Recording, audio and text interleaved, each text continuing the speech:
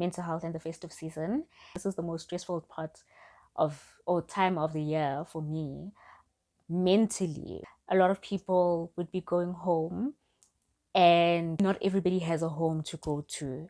Having the first thing that you're going to be finding to be things that are going to be hurting your feelings when you're already at a time where you're struggling with your mental health is not a great thing.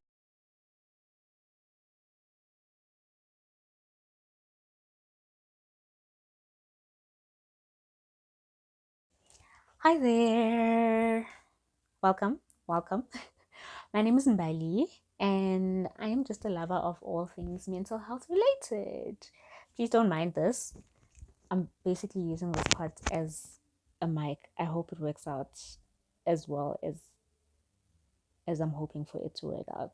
And pray for me to get a proper mic eventually. Working on that. It will happen. Okay, so today I wanted to speak about mental health and December, or mental health and the festive season. I've been thinking about this for a few weeks, especially because those few weeks ago, I wasn't anxious about December coming up. And I wasn't anxious about the festive season coming up. And I was just like, what is happening this time? Because usually this is the most stressful part of or time of the year for me mentally, for my mental health, but the best time for my business. But it would just be like a really weird space for me. Then I realized somewhere along the line that I wasn't alone. And now that I'm in such a better place where I really am not alone and am not feeling alone, even, I just feel like this is maybe a better time for me to even be talking about it and sharing what I think and what I think can work for the next person. My time, my worry around this time, yeah, my worry around this time has been the part that I was staying in Joburg. A lot of people would be going home, and there was a season where I did not have that exact opportunity, but basically not everybody has a home to go to at this time. Also, um, I knew of a lot of people who had lost people really close to them in December as well. And it would be really heartbreaking for them to just be in an environment where everyone, especially on social media, is so excited about this season. It's just like a really great time of the year. And then you just feel so alone for being like, this is a horrible time for me. Throughout the year, I get to be so busy and to just get away from certain feelings. In December, all of a sudden, it is so heightened or so highlighted that I've got these things that I am really hurt about. You know, I've lost these people that I really miss, and yeah, it's just like a really awkward time. Or I've got no home to go to, or maybe the company is closed for the month or for the few, for a few weeks, and the thing that's keeping my mind so busy is now not available, or whatever it is. So I just wanted to talk about a few things that helped me get through this season, just as a reminder to other people that as you are struggling or might be struggling during this time, you are not alone. The point of all of my mental health conversations is just to remind you that you're not alone. So there's a few tips that I wrote down that I'm going to be speaking about, just to get into, yeah, the things that helped me work this time out, okay, helped me get through this season, and that I believe might be helpful for somebody else. And yeah, I'm gonna get right into it. The first one: social media. So I wrote here to take breaks or adjust it. This is because for the most part, we are on social media and we're going through all of whatever's happening on your timeline, on your For You page. It tends to be really colorful this time. You just have to look at what is working for your mental health at this time. Do you prefer to see everybody else having really exciting times, and does that make you feel better? Or does that dampen your mood even more? Does it make you feel like you really don't have what you wish you had? Does it really affect you? Then this is the perfect time for you to be adjusting your social media and just make sure that you're focusing on the parts that are going to be healthy for you during the season. January is coming the new year is coming where you're going to feel motivated again and ready and on top of the world again, and you'll be able to come back to those pages and follow them again, but just adjust your social media to be at a place where it's really comfortable for you right now. When you're looking at your phone or your social media the first thing in the morning, having the first thing that you're going to be finding to be things that are going to be hurting your feelings when you're already at a time where you're struggling with your mental health is not a great thing. So please just adjust your social media or just take a break from it completely. It's not going to hurt you, especially people that are not especially people that are not using social media for business. It is the worst time for me to be taking a break from social media right now. In fact, I need to be more active than I've ever been throughout the year. And so, yeah, so if it's not the case for you, then this might be the best time for you to be taking social media breaks as well. If you're taking a break from many other things, mental health breaks, we've got year end fatigue. So, whatever it is that you're doing to manage your year end fatigue, fit in your social media into that as well. You get it? Number two, gratitude journaling. So there is journaling, general journaling. Write down your feelings, write down your emotions. There is so much going on in your head that sometimes when you just jot it down, you find yourself being able to put it into certain sentences and help you understand what you're really going through. And it makes it better. It makes what you're going through not easier, but easier for you to understand. Okay. And it just helps. But this time specifically focus on gratitude journaling. There's this app on my phone that I've been using because I haven't been physically like journaling and I prefer to write down, but the app has been working wonders for me as well. I'll just put a picture of it. I forgot what it is called, but I'll put up something of what it is. And it does have like themes basically where it will give you a title and you say that out of your journaling right now you want to do gratitude journaling, and it will ask you a few questions that have to do with being grateful. But generally, if you can do whatever type of research that you want, just do some gratitude journaling. Come through, pom pom. How? Because you're already there.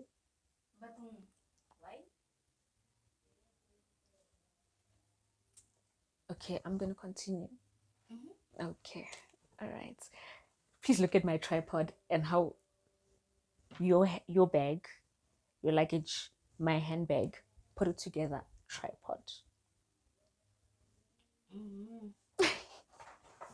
Okay, so yes, gratitude journaling. Do some research on what like questions that you want to answer, just to help you with explaining your gratitude, right? It's just speaking about what you're grateful for. That's gratitude journaling, focusing on the things that you are grateful for. And yeah, if it's not questions, I don't know how else, because it tends to be really difficult when you're struggling with your mental health. Oh, sorry. It tends to be really difficult when you're struggling with your mental health to think of things that you are really grateful for.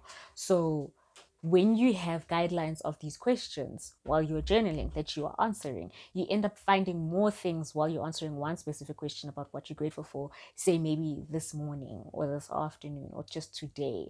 You end up finding more things that you remember that you're actually really truly grateful for, whether it's whatever it is that you've been through throughout this year, some achievements that you've, you know, really excited about, whatever it is. Gratitude journaling does really help because it helps you remember what just happened. Oh, okay, I thought my notes just shut down. But it helps you remember that not everything has been going wrong. And when you're at a point where you feel like so much is going wrong, it is a tough time. You just need some reminders that not everything is going wrong. And gratitude journaling will put you in the right direction for that. Number three, oh, take a break. Take some me time. Take some me time. Take some me time. Even if it's just like a day or just like a weekend, be like really lazy.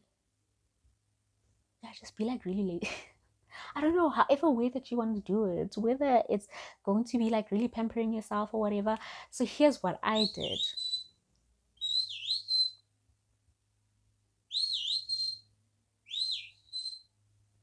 Here's what happens with staying in my kaya shame. So Pumi fleets just like that. Okay. Well, cool. So my me time. That's what I'm talking about. I started planning that on the 31st, I would book out a place that I'm going to be staying at that is not my place, just a different environment. And I would wake up at midnight and start journaling down whatever it is that I feel like. If it's hurtful, break it down. If I want to cry, cry, you know, do whatever. I have like scented candles, have whatever it is, like go to, I don't know, maybe journal in the garden, like, these places that you book out, it's not so busy usually at midnight. So, and it's safe-ish. So you can just sit by the pool. I remember there was this one place that I went to, and the pool was really warm at night because it was so hot during the day. That works, whatever it is. But I would go to just book out another place. So also, just to make that thing doable, I wouldn't be going from Joburg to like Durban or to like another province or anything like that. Nothing too expensive, nothing too difficult for me to do. I really would be from this part to up the road, but it's a B&B, or yeah, whatever it is, just a booked out place that when I checked on the socials on Airbnb or on bookings.com, that they have a nice garden, or they have breakfast, or they have whatever it is, just not too far. I would Uber away. It would be like maybe 100 Rand Uber away, so that would work. It's not too difficult, it's not too expensive, and it would just be for maybe 2 nights or for one night, but just to give myself that you've done something for yourself type of thing, and you are on a break, especially because business for me is really hectic during December. Taking a break, I would feel really guilty, it would be really difficult, but then I would really be struggling with my mental health, with whatever everything else that is going on besides my business, because that's not the only thing that's matters. So then that break would give me that your me time type of thing. You take care of you, you spoil yourself. So whatever way that you're able to do it, but for me, I'll try to do it in the most affordable way possible. Be alone, be in a different environment. If it works for you to be with other people, then be with other people. But the different environments thing tends to help. And you'd find that there's really nice environments that you can be in that are not too far from wherever you already are. Try it. It worked for me. It was really cool. It was really number 4. This is the last one. Yeah, number 4, the last one is that you are not alone. And with this, I think, just think about it. Just think about it. Maybe it would happen for you, maybe not. But had I ended up finding friends that were the absolute best for me for this season. And it would help me really see, yes, I really am not alone. I found that I was not the only person that was feeling so alone during the festive season, especially because everybody would be so excited about the festive part of the festive season. And I would not be feeling like that, and I would not be having that, not be feeling so off about it. And you're not alone. You're not alone. There is a chance that you will find other people that have similar feelings to what you're going through, and do associate with those people. It tends to really help. But generally, the most thing that you, or the biggest thing that you need to understand, is that you are honestly not alone. Just because we're going through social media and we're finding that there are so many people that have like really vibrant things going on for them this time, they've got so much family around them, they've got Christmas family photos, they've got like all of these things. Just because so much is going on for other people, it doesn't mean that you're the only one not having all of those things going for you. And yeah, you're not alone. But also, there are these platforms that you can be using. There is the October Health app. I advocate for that app so much because I feel like it really helps people feel like, or realize that they're really not alone. I love that you're able to be on that app anonymously. You don't have to put your real name or your real details or whatever, and you can just go into the forests. So cool. Just be part of the groups, have conversations there, listen to the different topics, interact in those different topics. There's an AI therapist there as well.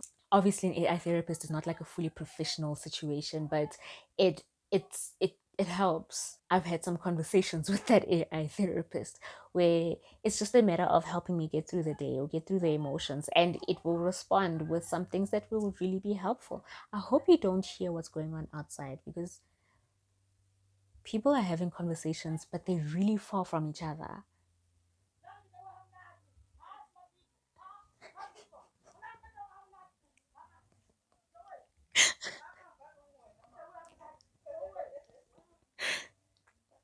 Someone just said, "Get away from that."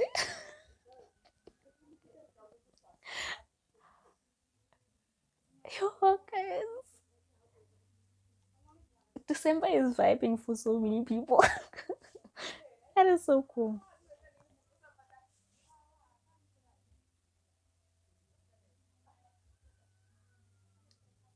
I really thought they were so far apart, and they're walking together. They just lit and so cute. Okay. But yes, so there's that October Health app and that AI therapist. Try it out. It's really not a bad idea. It's really not a bad idea. It just gives you some tips on what can work and what can be helpful, and it really can help. Right? If you need professional help, go for professional help. Hospitals and clinics are still available. They still have therapists, psychologists. They're absolutely free. You don't need to pay for that at a hospital or a clinic. And you can find yourself a really great therapist in those places as well. Don't forget about SADC, the South African Depression and Anxiety Group. They also are a great place to go to. Just call them and ask them to call you back, and they will call you back, or they've got an SMS line as well. You can just send an SMS saying help or hi, something, and they will call you back and just help you get through the day.